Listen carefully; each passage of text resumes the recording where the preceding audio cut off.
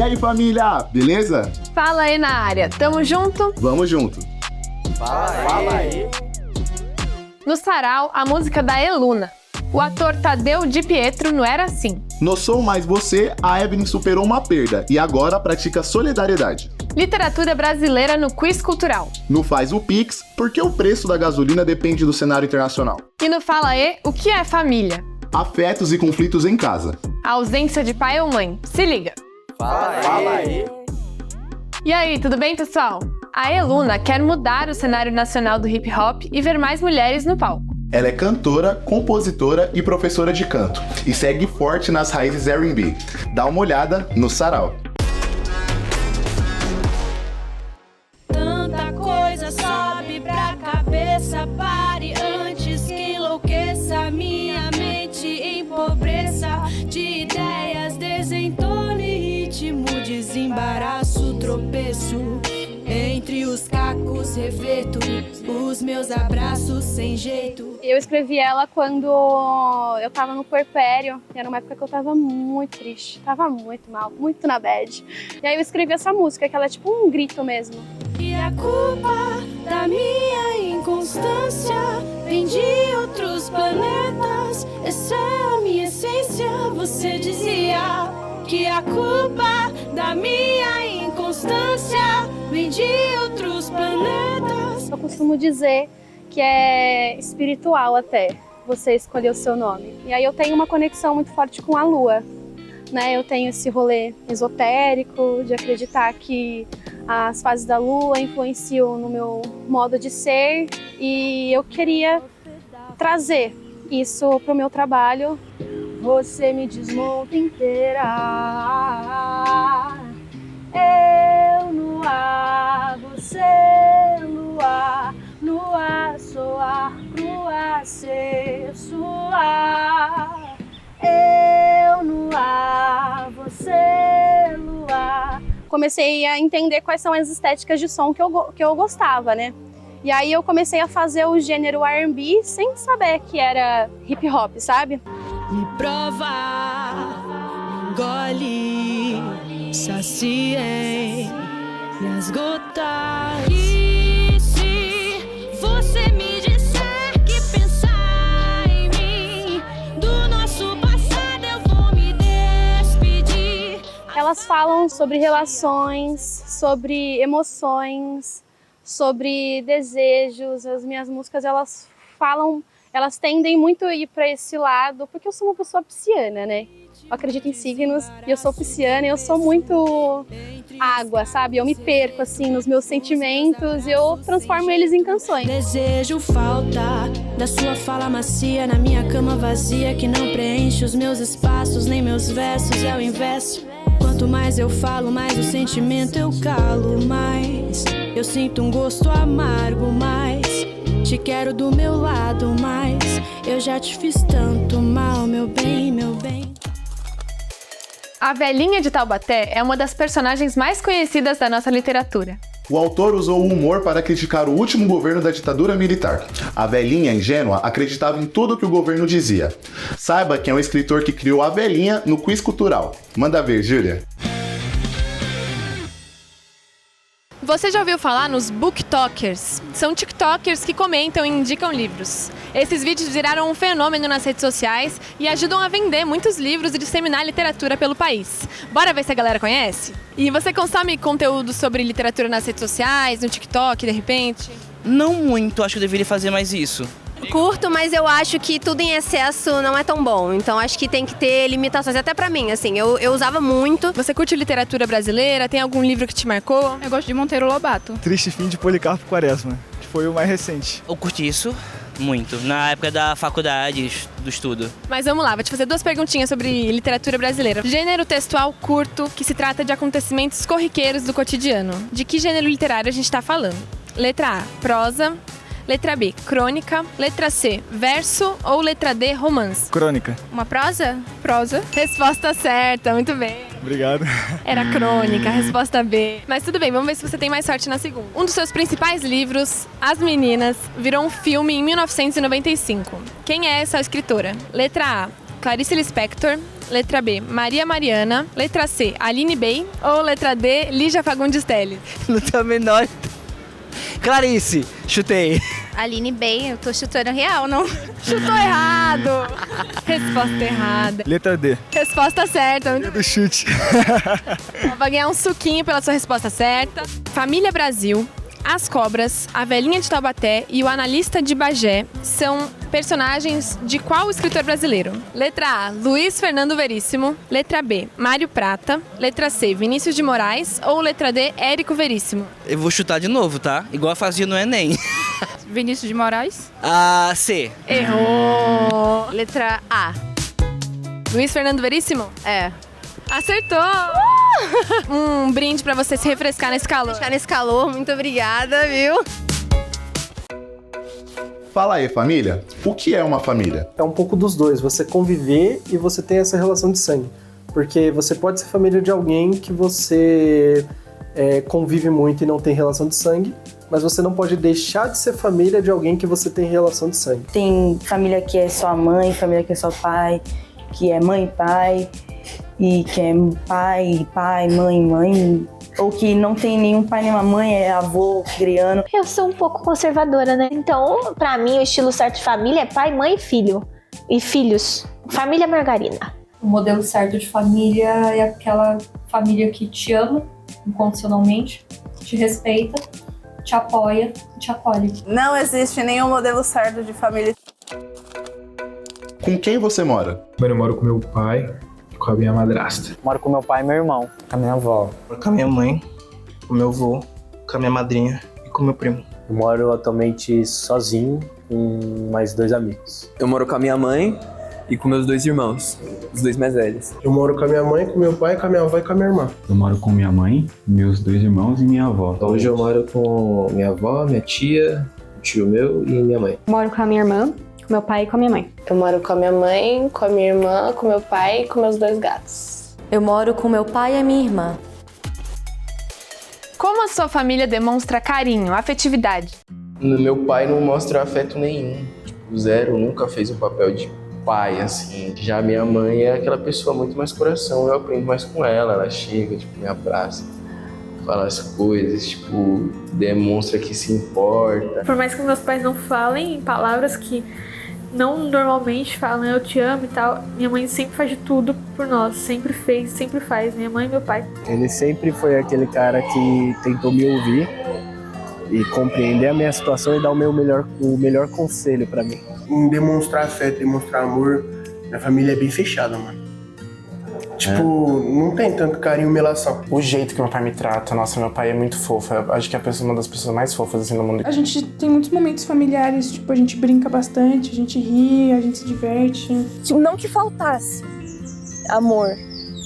O amor se manifestou pra mim de maneiras muito diferentes de um abraço, de um eu te amo. Eu sempre tive consciência disso. Mas às vezes a gente sente falta de uma afirmação mais clara, assim. Só a minha mãe é toque. Mas ninguém é toque. Então, tipo, não é de abraços, nem de beijos, nem dessas coisas, assim. Mas o cuidado. Seja falando, seja abraçando, seja na necessidade, você podendo contar. Ela me defende. Tipo, falar, olha, querida, ela tá me defendendo, ela que gosta de mim. A gente não tem muito essa coisa de, tipo, ficar falando, eu te amo, não sei o quê. Com a minha avó e com a minha mãe, eu sou bem afetuoso. Eu acho que tem um processo também. Recentemente eu tô conseguindo mostrar mais afeto e pá. Acordar, dar um abraço, dar um beijo, bom dia, como que você tá? Você dormiu bem, tá ligado? Eu acho um afetozinho assim da hora. Ontem eu tava estudando e meu pai chegou e falou pra mim, filha, vamos assistir um filme? Aí eu comecei a pensar, poxa, eu já falei tantas vezes não pro meu pai que eu tava ocupada, que eu tava estudando, que eu tava fazendo isso, fazendo aquilo. A primeira coisa que eu fiz foi literalmente fechar o computador e o caderno e assistir com ele. Primeiro perto de pai, eu acho que a gente é bem de físico, assim, sabe? De se abraça, se beija e fala que te amo, sabe? Uhum. É bem assim. Agora, a família perto de mãe, eu acho que é mais presente. Coisa simples, às vezes, sabe? Tipo assim, no mercado, meu avô vai no mercado e compra chocolate. Meu pai, por exemplo, às vezes eu tô voltando tarde pra casa, tem que, em vez de pegar um Uber, um ônibus, ele se importa e ele faz esse serviço, né? Ele gosta de me buscar pessoalmente. Eu sou mais próxima da minha irmã. Do meu pai, assim, eu tô tentando, mas como eu disse, né, ele é uma pessoa um pouco difícil. Então depois que minha mãe morreu, ficou pior ainda. O Fala E é produzido de forma participativa. Além de mim e do Dani, mais 9 jovens ajudam na produção dos 16 programas da série. Siga a gente, comente e compartilhe. falae.tvt tá no YouTube, Insta e TikTok. Construção. Fiel. Diverso. Resiliente. Sensível. Fala aí. No Era Assim, a Natália Grimaldi conversa com o ator e diretor teatral Tadeu de Pietro. Papo entre gerações.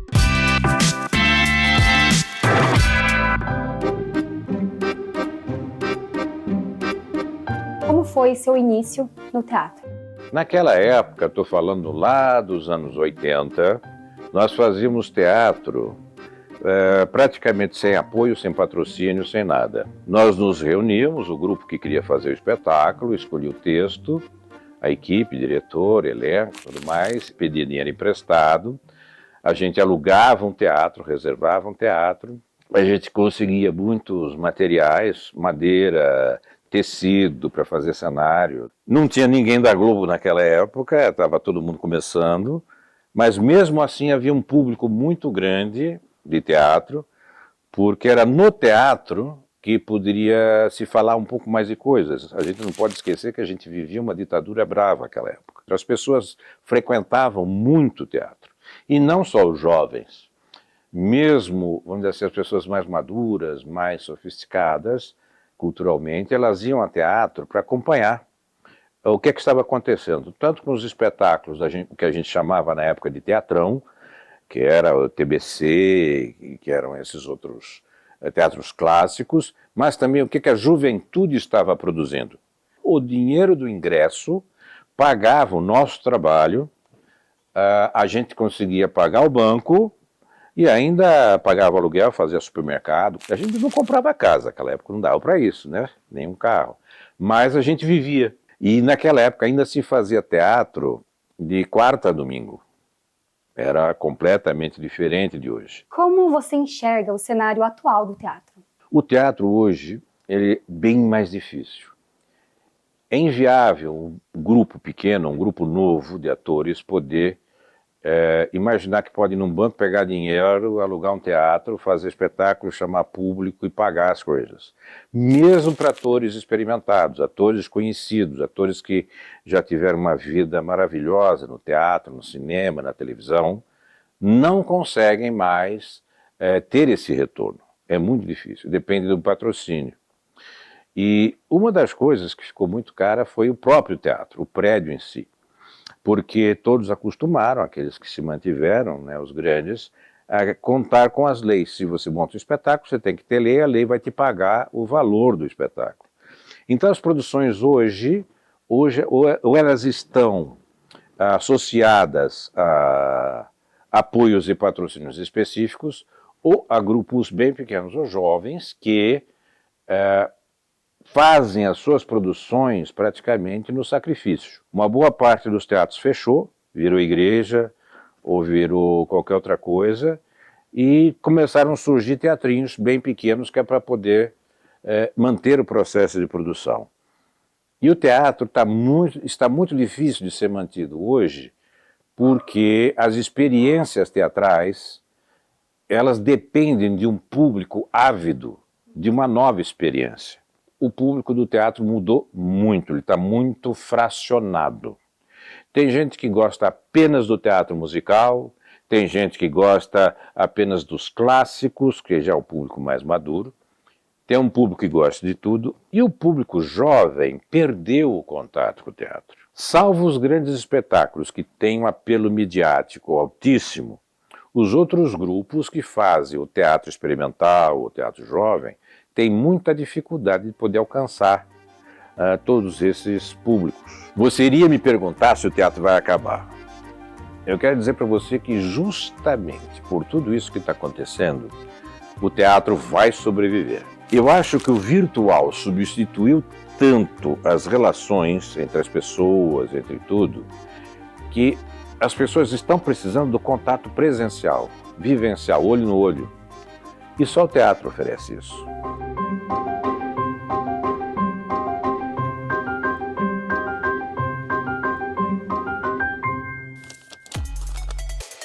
Dani, fala aí. Você ajuda nas tarefas de casa? Fala a verdade. Ah, Gil, eu faço o básico. Eu dobro minha roupa e às vezes eu ponho lixo. E você? Ah, uma loucinha todo mundo tem que lavar, né? Fala aí, e você? Dá uma força pra manter a casa em ordem? No final de semana eu lavo louça, passo uma vassoura, limpo a casa. Limpar a casa, limpar o chão, lavar uma louça, tirar a mesa. Eu limpo, passo, cozinho, lavo. O Calção faz tudo, menino. Olha, em casa eu faço comida, eu lavo o banheiro, eu arrumo a casa. Meus pais são separados desde 2013.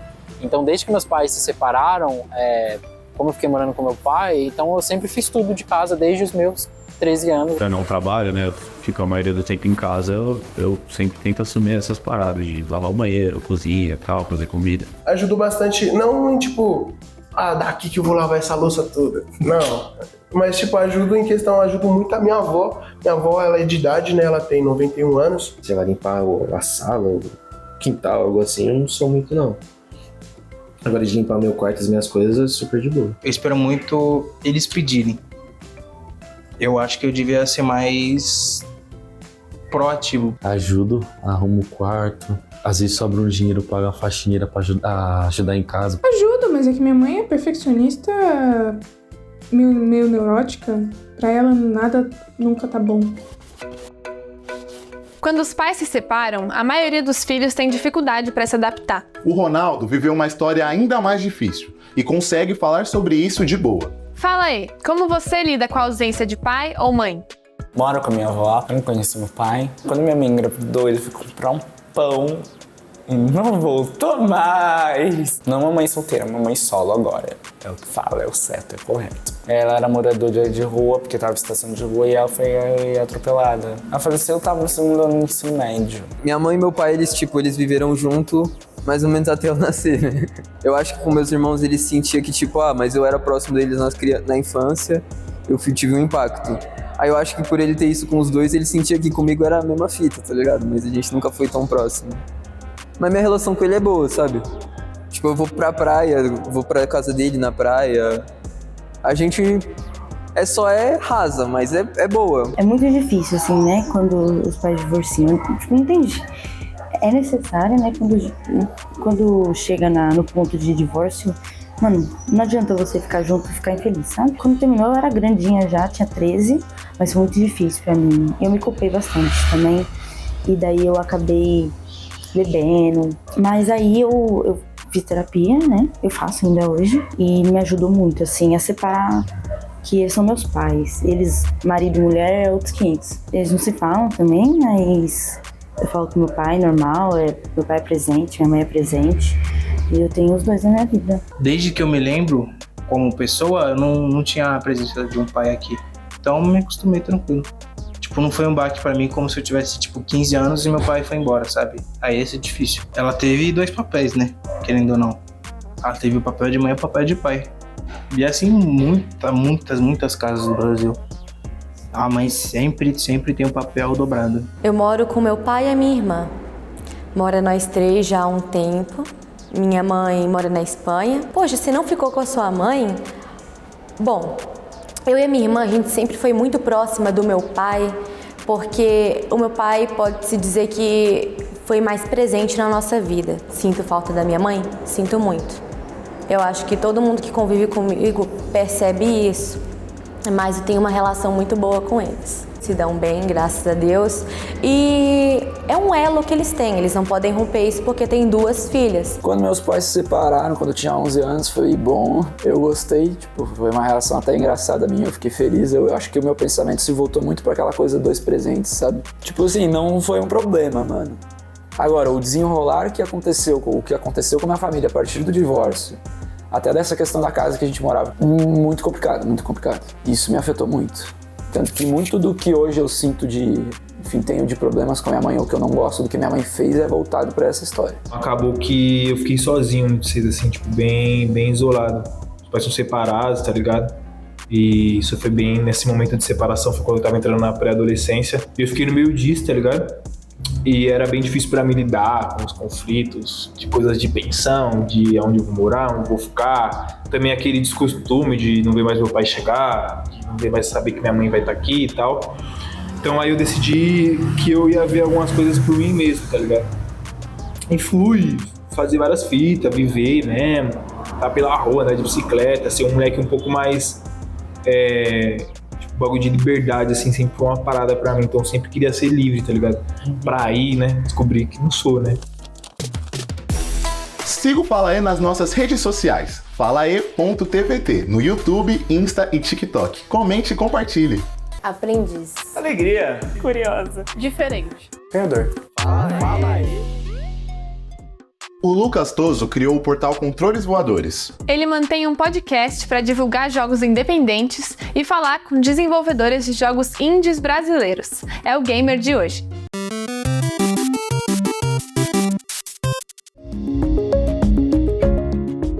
Eu vejo muito o videogame, ele é um meio, né? Ele não é um entretenimento, ele não é só isso, né? Ele é um meio de produzir conteúdo, ele é um meio de produzir obras, assim como o cinema, assim como a música, assim como a literatura. Então é importante a gente ter um olhar, ter uma visão assim sobre a produção brasileira que está sendo feita, porque assim como a gente sempre fala, né, sobre cinema brasileiro, sobre literatura brasileira, a gente precisa dar espaço, a gente precisa dar visibilidade para fazer esse cenário crescer cada vez mais. E eu podia aqui também ficar horas falando sobre questão financeira, o quanto que jogos nos últimos anos vem sendo um mercado que é maior que o próprio cinema, assim, mundialmente falando, né? E no Brasil não é diferente, assim, o mercado brasileiro de desenvolvimento de jogos vem crescendo cada vez mais. Eu trabalhei com jornalismo de games e dentro desse, né, trabalhando num portal mainstream que cobre, assim, jogos e videogames, eu vi que não tinha muito espaço para falar sobre jogos brasileiros, né, sobre jogos independentes brasileiros. Foi daí que eu criei o Controles Voadores, que é o meu portal e podcast, né, sobre jogos brasileiros, com um foco 100% em jogos brasileiros e principalmente nos desenvolvedores. Então é um projeto para divulgação mesmo de jogos assim e desenvolvimento brasileiro, né? Com bastante foco em conhecer os desenvolvedores, quem eles são, de onde eles vêm, a trajetória desse pessoal, por que eles foram fazer, né, videogame. Eu jogo os jogos, né, que eu vou entrevistar os desenvolvedores, destrincho bem esses jogos, assim, ouço bastante conteúdo deles previamente feito também, assim, se for em algum outro podcast, alguma outra coisa, assim, tento fazer uma pesquisa bem extensa, assim, sobre a trajetória desses desenvolvedores para tentar entender também um pouco mais de onde que eles vêm, assim. Como eu falei, eu gosto bastante de trazer um lado um pouco mais além do entretenimento dentro dos jogos, né? O jogo enquanto voz política, enquanto ferramenta sociocultural e educacional também. Então eu gosto sempre também de trazer esse tipo de episódio pro Controle, sabe? Falar com desenvolvedores que também são professores ou pessoas que fazem jogos educativos. Mas fora da internet, a minha intenção é cada vez mais conseguir promover esses encontros mais físicos, assim. Entrar na conversa sobre fliperamas também, que é uma conversa muito legal de levar videogame pra rua, né? Fliperama, assim, pra levar os jogos brasileiros também para eventos e para espaços sociais, assim. E cada vez mais promover esses encontros, promover essas trocas de desenvolvedores pessoalmente também, para não depender só ali da internet e conseguir criar redes fora dela.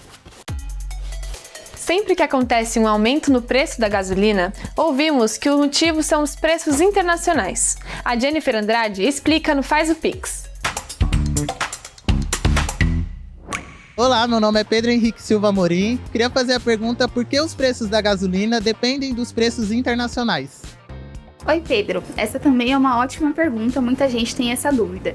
A gente tem que pensar que os combustíveis da gasolina, eles são fabricados, são produzidos a partir de um insumo, que é o petróleo. O petróleo ele é negociado no exterior, no mercado internacional, em dólar. E como ele faz parte do preço, do custo de produção da gasolina, a gasolina acaba sendo associada diretamente ao dólar, ao preço do barril de petróleo. Muita gente se pergunta também por que a gente precisa importar derivados de petróleo, gasolina, se a gente tem nossa produção aqui de petróleo. Isso acontece porque o Brasil ele não tem a capacidade de refino suficiente, então a gente acaba produzindo esse petróleo, vendendo ele para o exterior e tendo que importar esses derivados, importar o combustível. E quando a gente fala de importação, a gente está falando de negociações feitas em dólar. Então, a variação do dólar no exterior, a variação do petróleo no exterior acaba tendo que ser incorporado no custo aqui da nossa produção, da nossa gasolina, e ele vai ali direto para a bomba. Subiu o preço do petróleo no exterior ou subiu o dólar, isso acaba sendo passado ali para o consumidor. A Evelyn Batista é uma sobrevivente. Quando tinha 16 para 17 anos, desenvolveu uma infecção generalizada e perdeu uma perna. Conseguiu uma prótese graças a uma vaquinha virtual e transformou a perda em solidariedade. Criou a ONG Vaquinha to You e agora ajuda outras pessoas com amputações a conseguir próteses com doações.